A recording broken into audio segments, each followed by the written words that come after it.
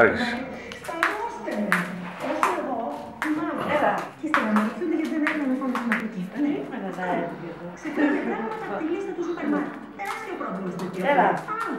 Αγγελική. Πήγε ο φως σου. Για χειμώνα. Το κεφάλι. Ωραία. Το μόνο που ήθελα ήταν να Αυτά στα σκεφτόσουν 17 χρόνια πριν. Μωρό μου, μια φορά μόνο χωρίς δεν θα συμβεί τίποτα. Άλλη μια φορά να το ευχαριστηθούμε, τσου. Γεια σου, Αλεξία! Πού να ξέρω τι είσαι το γόνιμο, Άρη.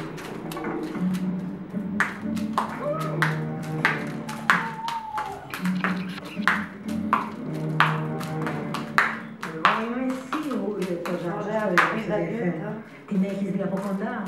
Την γαστοκόμπλεξ. Ωραία, σίγα εγώ ένα τέτοιο δάσος εδώ απέναντι και θα σου έλεγα.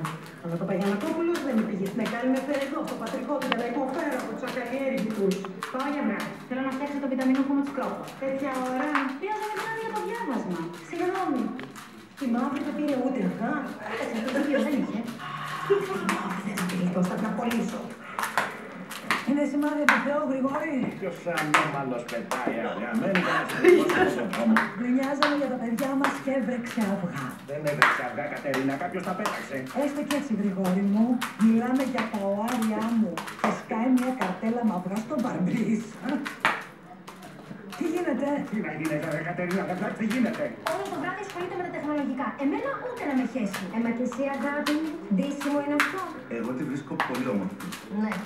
Εσύ δεν έχεις και πολλές γυναίκες και το σχολείο του ίδρυμου. Θα σε ρωτήσουμε όμως για τα μαθήματα. Κράτα. Τι κάνεις? Ω, κούρβα. Τώρα με συγχωρείτε, πρέπει να ασχοληθώ με την Παρασκευή. Φίλοι, τι κόλλημα είναι αυτό με τον αδερφό μου, πας και έχει αρχίσει να σου αρέσει. Εμένα, ο Μπιστήρης. Με τις σακούλες, σε ποιον δουλειάζει. Έχεις γίνει το μόνο το βομίστα και τον κουβαλάς. Φτάνει.